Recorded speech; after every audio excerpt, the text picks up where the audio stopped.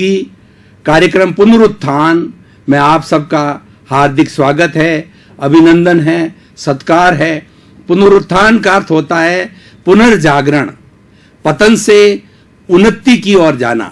हमारी भारतीय संस्कृति के मूल्य गिर गए हैं, पतन हो गए हैं, इसीलिए पुनरुत्थान कार्यक्रम की आवश्यकता पड़ी कि किस तरीके से हम लोग जहां भटक चुके हैं, हम हमारे मूल्यों को भूल चुके हैं, हमारी संस्कृति को भूल चुके हैं, उसको पुनः किस तरीके से जीवित किया जाए। इसीलिए पुनरुत्थान कार्यक्रम में अलग अलग दिन के अंदर अलग अलग विषयों पर हम मिलकर के वार्तालाप करते हैं। आज एक ऐसा विषय ले रहे हैं जो हमारी साधना से जुड़ा हुआ है, जो हमारे चरित्र से जुड़ा हुआ है, जो हमारे कंडक्ट से जुड़ा हुआ है। ये एक आचार मीमांसा का विषय है। हमारी भारतीय संस्कृति कई भागों में जो बटी हुई है, जैसे कि आचार मीमांसा, तत्व मीमांसा, ज्ञान मीमांसा, इतिहास मीमांसा, इस तरीके से आज हम जो बात कर रहे हैं वह है आचार मीमांसा की, यानी हमारा चरित्र कैसे अच्छा बने, हम कौन से ऐसी साधना के क्रम को अपनाएं, कौन सी ऐसी पद्धति को अपनाएं जिससे कि हमारा जीवन जो है एक चरित्रमय हो और हम एक अच्छा इंसान बन सकें और हम जनता की सेवा कर सकें, समाज की सेवा कर सकें। तो आज का ये विषय है 5 महाव्रत। भारतीय संस्कृति व्रतों की संस्कृति है, भारतीय संस्कृति त्याग की संस्कृति है, भारतीय संस्कृति ऋषि परंपरा की संस्कृति है। ये अहिंसा प्रधान है, ये तप प्रधान है और त्याग प्रधान है, व्रत प्रधान है। हमारी भारतीय संस्कृति में 365 दिन कोई न कोई व्रत अवश्य ही चलता रहता है, क्योंकि हमारे ऋषि मुनियों ने हजारों हजारों साल पहले हमको ऐसी व्यवस्था दे दी थी कि तुम व्रतों का पालन करते रहोगे, नियमों का पालन करते रहोगे, मर्यादाओं का पालन करते रहोगे, तो तुम्हारा स्वयं का जीवन आचारमय होगा और तुम्हारे उस जीवन से तुम्हारे साथ रहने वाले लोग, चाहे समाज के लोग हो, चाहे परिवार के लोग हो, चाहे देश के लोग हो, तुम्हारे से वो शिक्षा ग्रहण करेंगे और वो ग्रहण करके अपने जीवन को भी धन्य करेंगे।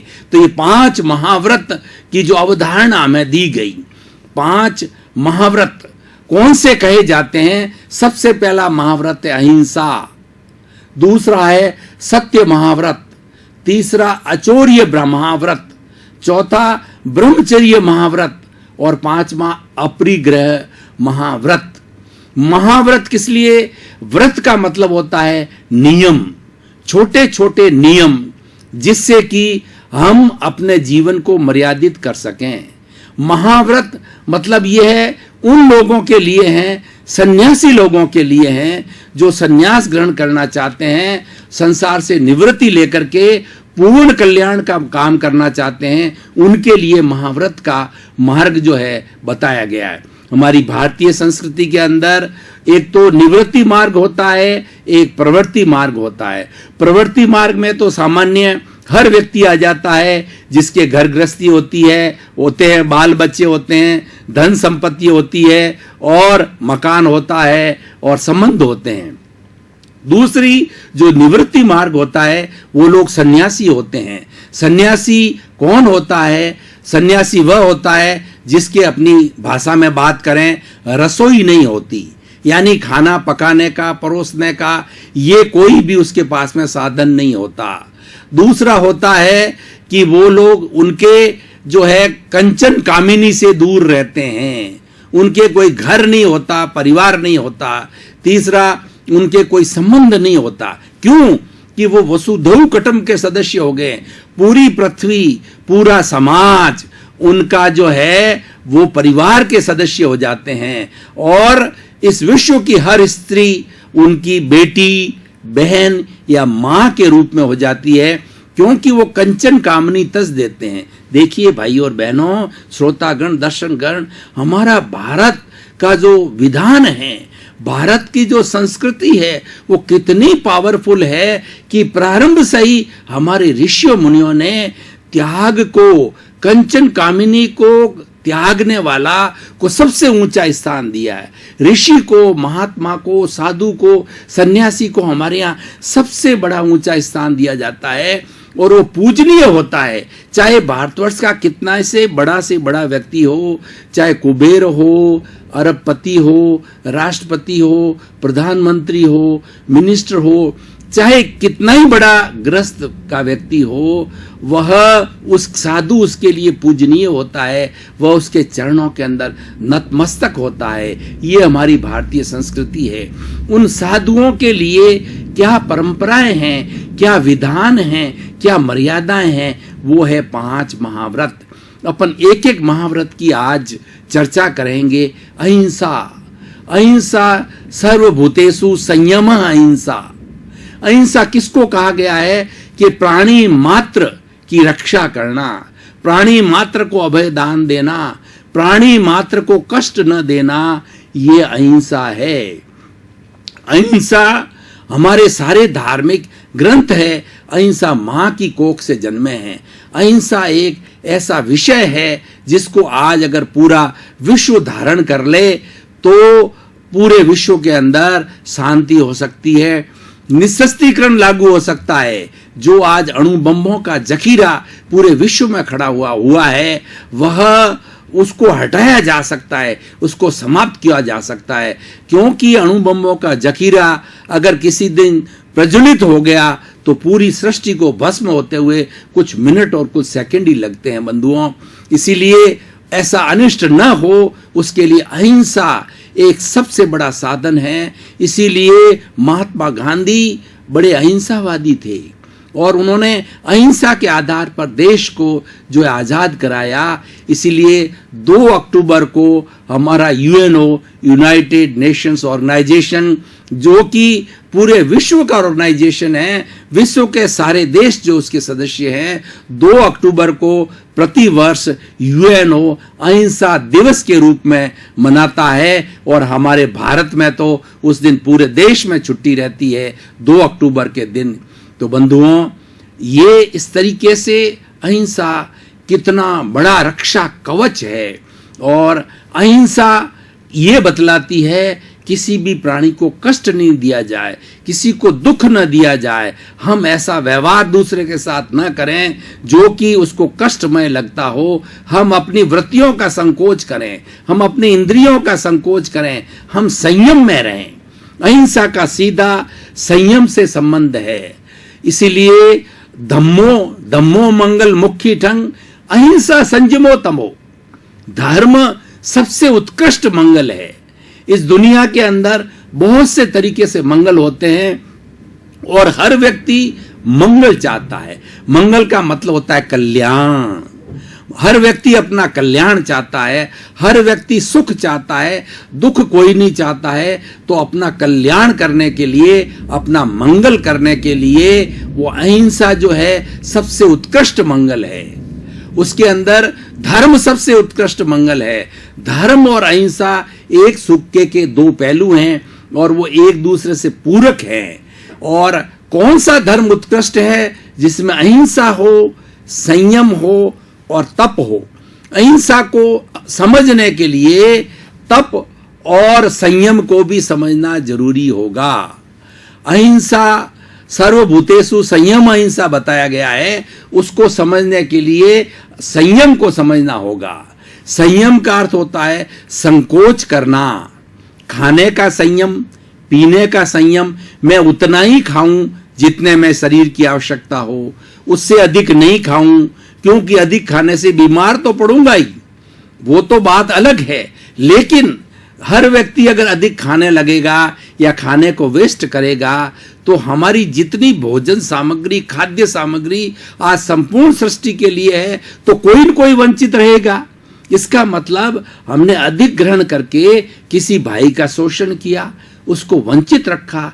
तो कोई भी वंचित ना रहो और सारी सृष्टि का सबका आराम से जिंदगी यापन करें, तो हर व्यक्ति को संयम करना चाहिए। अब मैं आपको उदाहरण के तौर पे बताऊं, खाने का संयम मैंने बात की और रहने का संयम।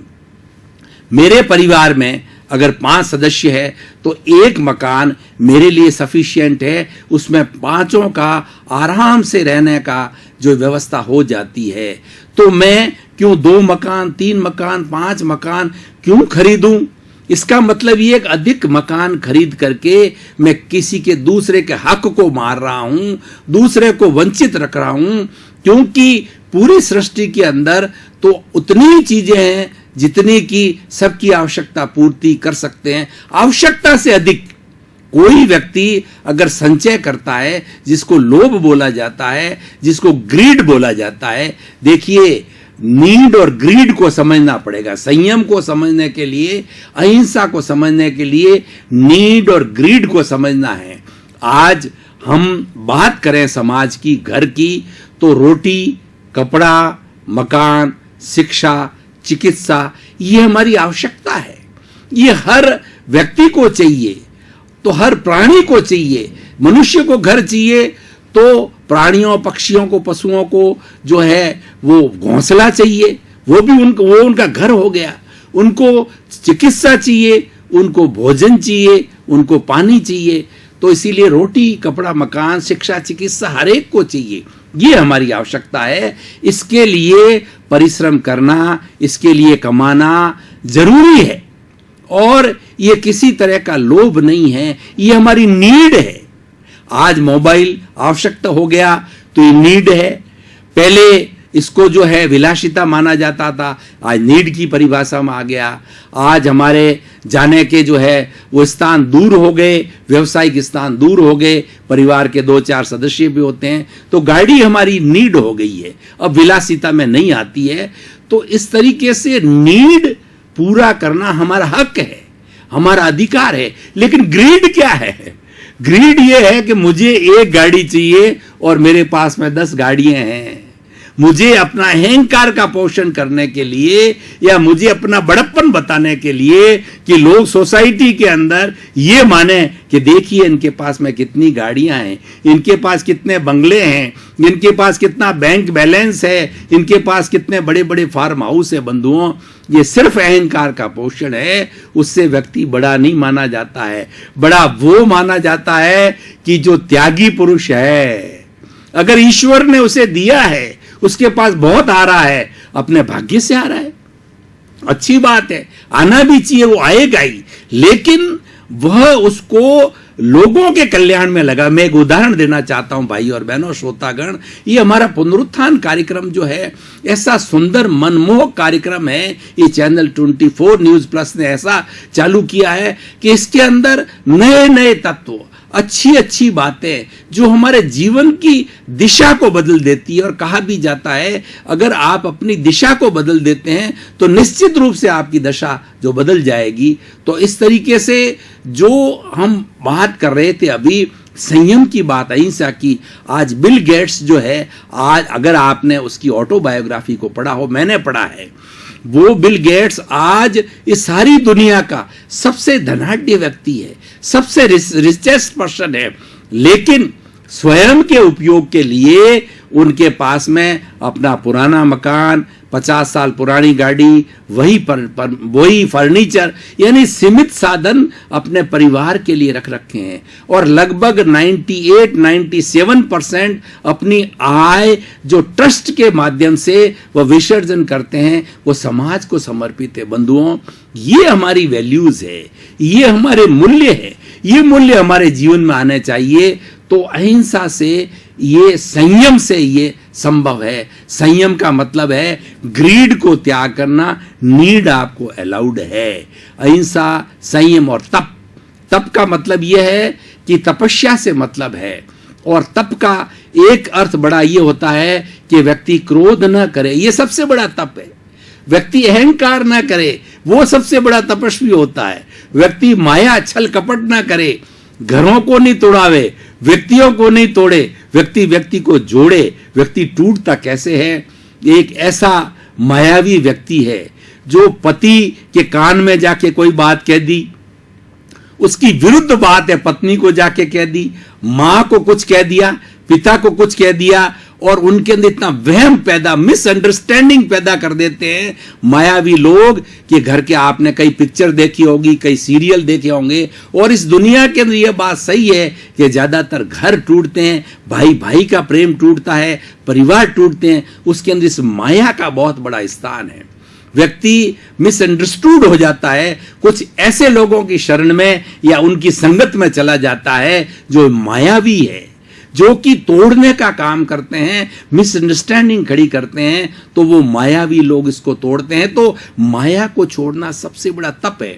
तप का अर्थ होता है हमारी बुराइयों को छोड़ना, और सबसे बड़ा तप है कि स्वयं के दोषों को देखना।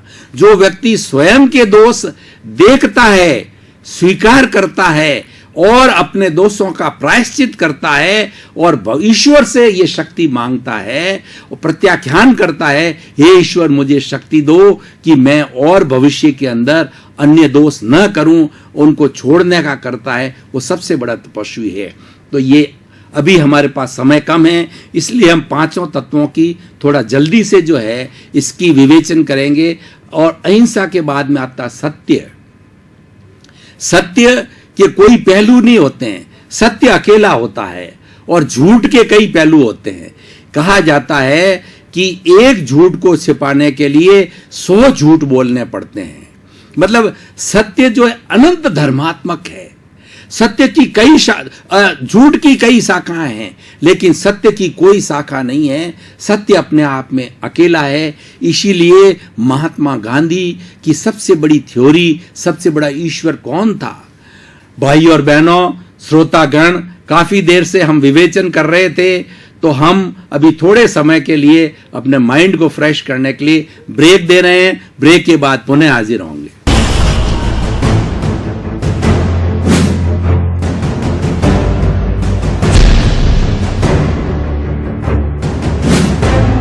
करके भाई और बहनों, श्रोतागण, दर्शकगण, हमने पुनः जो है अपने इस विषय के ऊपर चर्चा करने के लिए हम पुनः एकत्रित हुए हैं। Truth is God, God is truth. वो एक बात ही कहा करते थे कि सत्य ही ईश्वर है और ईश्वर ही सत्य है। इसीलिए सत्यम शिवम सुंदरम की बात हमारी भारतीय संस्कृति के अंदर एक अवधारणा बनी कि जहाँ सत्य है वहाँ शिव का मतलब कल्याण है, और जहाँ कल्याण है सुंदरम का मतलब है व्यक्ति उज्जवल बनता है, व्यक्ति पवित्र बनता है, व्यक्ति अच्छा बनता है, व्यक्ति दुर्भावना छोड़ता है, वो सुंदरम कहलाता है। सत्यम शिवम सुंदरम जो है वो सत्य से निकलता है। झूठ नहीं बोलना, ये 100 जो है बुराइयों के ऊपर विजय प्राप्त करने का एक अमोघ मंत्र है। मैं आपको भाई और बहनों, श्रोतागण, उदाहरण के द्वारा बताना चाहता हूं कि मेरे से कोई बहुत बड़ी गलती हो गई, बहुत बड़ा अपराध हो गया। अब उस अपराध को ढकने के लिए एक के बाद एक कई झूठ बोलता मैं जाऊंगा, लेकिन अगर मैं आत्मा से पवित्र हूं, मैं अपने दोषों को देखने वाला हूं, तो जिसके साथ मेरी बुराई हुई है, चाहे भाई के साथ हुई है या किसी XYZ के साथ में हुई है, उससे जाकर के क्षमा याचना कर ली कि मानवीय प्रकृति के कारण, अवबोध के कारण, अज्ञानता के कारण, कुछ लोभ के वशीभूत या क्रोध के वशीभूत होकर के मैंने, हे भाई, हे देवी, ये बहुत बड़ा दोष मैंने कर लिया। उस दोषों की मैं बहुत बहुत घृणा करता हूँ, मैं प्रायश्चित करता हूं, मैं पश्चाताप करता हूं, क्षमा मांगता हूं। तुम्हारे को कष्ट हुआ और भविष्य के अंदर ये दोष नहीं करूंगा। मैं अपनी भाषा में, देसी हमारे राजस्थानी भाषा में कहा जाए, गंगा जल लेना। गंगा जल कोई भी हाथ में लेता है, इतना पवित्र होता है गंगा जल कि हमें मुक्ति दिलाता है। इसीलिए हमारे जो फूल होते हैं हम हरिद्वार में प्रवाहित करते हैं कि हे ईश्वर, हे परमात्मा, उस हमारी आत्मा जो हमारे साथ रहा व्यक्ति, उसकी तुम मुक्ति करना। तो गंगा जल पवित्र होता है और उसकी मुक्ति करता हाथ में गंगा जल लेकर के किसी भी बुराई को छुड़ाया जाता है, किसी भी व्यसन को छुड़ाया जाता है। बंधुओं, देखिए उस सत्य में कितनी ताकत है। एक सत्य मैंने बोला और सहृदयता से, हृदय के अंदर पश्चाताप करके बोला, तो सामने वाला व्यक्ति गदगद हो जाता है और हमारे सारे गुनाह माफ कर देता है। और उसके विरुद्ध अगर मैंने एक सत्य के बाद पर्दा डालने, झूठ बोलता, दूसरा झूठ बोला, तीसरा बोला, तो क्या होता? सामने वाला इतना क्रोधित हो जाता कि वो जाके कोर्ट केस लगा सकता है या पूरे समाज में मेरी बुराई कर सकता है, और ये मल्टीप्लाई होती रहती है। मतलब झूठ होता है मल्टीप्लाई होता है, और सत्य मल्टीप्लाई नहीं होता है। सत्य शोधन करता है और झूठ मल्टीप्लिकेशन करता है, वो ताना बाना बुनता है, और सत्य कोई ताना बाना बुनता नहीं है। सत्य एक खुली किताब की तरह है, सत्य एक पवित्र है, सत्य एक ईश्वर है। जो ही हम सत्य के खाने में जाते हैं, सत्य की शरण में जाते हैं, इसका मतलब ईश्वर की शरण में जाते हैं। और जब कोई व्यक्ति ईश्वर की शरण में जाता है तो ईश्वर उसकी अवश्य रक्षा करता है। बस ये है कि उसको हृदय की सरलता से पश्चाताप होना जरूरी है। ईश्वर हमारे से कुछ नहीं चाहते हैं। ईश्वर चाहता है कि तेरे जितने भी दोष है वो मेरे चरणों में समर्पित कर दे, तू मेरे को समर्पित हो जा, सारे दोष को माफ करके मैं तेरे को मुक्ति दिला दूंगा। तो ये सत्य की बात हो गई। तीसरा होगा अचौर्य। अचौर्य का मतलब किसी व्यक्ति की कोई भी वस्तु उसको चोरी की नजर से चुराना, उसको हड़पना, ठीक है ना। जब किसी ने हमारे को चीज सौंप दी और वो मांगने आए तब हमें कब दी, किसने दी, कौन सी तारीख को दी, किसकी गवाही में दी, यानी बिल्कुल बात को पलट देना, ये चोरी कहलाती है। और कोई चीज किसी की हमें मिल गई तो हमारा कर्तव्य बनता है कि उस व्यक्ति तक पहुंचाएं। अगर उस तक पहुंचाने का हमारे पास साधन नहीं है तो हम जो थाने के अंदर उसको दे दें, कहीं भी ऐसी पब्लिक प्लेस के ऊपर ले जाकर के रखें। मतलब चोरी की भावना से कोई नहीं करना। एक दूसरी चोरी ये होती है कि जैसे मान लीजिए कोई भी वस्तु मैंने 100 रुपए में खरीदी और अब मेरा जो है वो जो भरण पोषण करने के लिए 10%, 20%, 25% जो प्रॉफिट मैंने समझ रखा है उसके ऊपर लगा करके मैं 100 रुपए की चीज को 110 रुपए के अंदर बेचता हूं, तो ये मेरा जो एकदम हक है। लेकिन वही 100 रुपए की चीज 200, 500 में बेचूं तो ये भी एक तरह की चोरी है बंधुओं। चोरी कई तरह की होती है। कुल मिलाकर के चोरी का अर्थ ये होता है कि दूसरे की चीज को अपनी चीज मानना, हड़प लेना और उसके साथ साथ के अंदर वो बिना उसकी जानकारी करके उस चीज को ले आना, ये चोरी कहलाती है। बहुत बड़ा अपराध है। और ऐसा भी हमारी भारतीय संस्कृति में कहा जाता है कि चोरी से कमाया हुआ, चोरी से किया हुआ वह धन कभी भी फलीभूत नहीं होता है। या तो स्वयं बीमार पड़ेगा या उसकी संतान पे प्रभाव डालता है। यानी चोरी का धन, चोरी की दौलत, चोरी की वस्तु जो है वो सब ऐसा प्रभाव डालती है कि हमारे को विनाश की ओर ले जाता है। बंधुओं, मैं आपको एक भाई और बहनों श्रोतागण उदाहरण देना चाहता हूं कि बड़े बड़े चोर लुटेरे हैं, ये गुफाओं में क्यों छुपे रहते हैं? उनके पास तो बहुत बड़ा धन होता है, उनको तो ऐश आराम करना चाहिए और सोसाइटी के बीच में हम जैसे सीना तान के खुले चलते हैं, ऐसा खुलना चाहिए। उनकी कमी क्या है? लेकिन वो छुपे छुपे रहते हैं, डरे हुए रहते हैं और अपनी पोशाक बदल के जाते हैं कि उनको भय है, उनको जनता का भय है, उनको पुलिस का भय है, उनको कोर्ट का भय है, उनको जेल का भय है। क्यों? कि वो चोर है बंधुओं। इसीलिए हम बच्चों को और पूरे समाज को ये कहना चाहते हैं बंधुओं, अच्छा जीवन जीना चाहते हो और शानदार जीवन जीना चाहते हो, छाती फुला करके जीवन जीना चाहते हो, शांति प्रिय होकर के जीवन जीना चाहते हो, तो चोरी की आदत को छोड़ें। इसीलिए कहा गया है चोरी और जारी ये बहुत बड़े अवगुण कहे जाते हैं। चोरी का अर्थ मैंने बता दिया, जारी का मतलब यह है कि मतलब अन्य स्त्री के साथ में सेवन करना, अन्य पुरुष के स्त्री पुरुष के साथ सेवन करे, यानी आपस के अंदर दैहिक जो संबंध रखना, ये जारी कहलाती है। तो ये हमारी भारतीय संस्कृति के अंदर इसका निषेध है, इसको बुरा माना गया है, इसको मर्यादाहीन माना गया है। तो ये अहिंसा, सत्य, अचौर्य और ब्रह्मचर्य। ब्रह्मचर्य का मतलब होता है ब्रह्म की चर्या करना, ब्रह्म में लीन होना, ये इसकी गूढ़तम व्याख्या है। ब्रह्म मतलब ईश्वर, ईश्वर के अंदर लीन होना ब्रह्मचर्य कहलाता है। हमारी 5 इंद्रियां, हमारा मन, हमारा बुद्धि, जो भी हमारा ईश्वर है, राम है, कृष्ण है, महावीर है, बुद्ध है, 33 करोड़ देवी देवता, कोई भी हमारा इष्ट है, हनुमान जी है, संकट मोचन हनुमान, कितने बड़े संकट मोचन करने वाले, कितने महाबली और कितने कितने ताकतवर जो है वो अगर हमारे इष्ट है, उनको अपने हृदय के अंदर बसा लेते हैं। जैसे कि राम और सीता को हनुमान ने अपना हृदय फाड़ करके जनता को, अयोध्या की जनता को बताया कि वो कहीं गए नहीं हैं, वो यहाँ विराजमान है। जनता संतुष्ट हो गई वनवास के समय में, इस तरीके से संतुष्ट करके, और उस जनता को, रोती हुई बिलखती हुई जनता को जो है वो उनको संतुष्ट किया कि कहीं नहीं है, वो देखिए हमारे बीच में। बंधुओं, भाई और बहनों, श्रोतागण, दर्शकगण, पुनरुत्थान का हमारा ये चैनल 24 न्यूज प्लस के द्वारा चलाया गया कार्यक्रम बहुत ही सुंदर तरीके से चल रहा है, और इसके अंदर लोगों को बहुत ही इंटरेस्ट आ रहा है। इंटरेस्ट क्यों नहीं आएगा? क्योंकि जो बात कही गई है हमारे स्वयं को अच्छा बनाने के लिए कही गई है, हमारे जीवनों उपयोगी बातें कही गई है। तो आपका बहुत बहुत धन्यवाद। आप इसको रेगुलर सुनते हो, आपके प्रति कृतज्ञता, आपके प्रति आभार, और आपका मंगल हो, और सारी सृष्टि का मंगल हो, सारी सृष्टि आनंदमय हो, सारी जगत कल्याण हो, और सबकी मुक्ति हो, इसी मंगल भावना शुभकामना के साथ।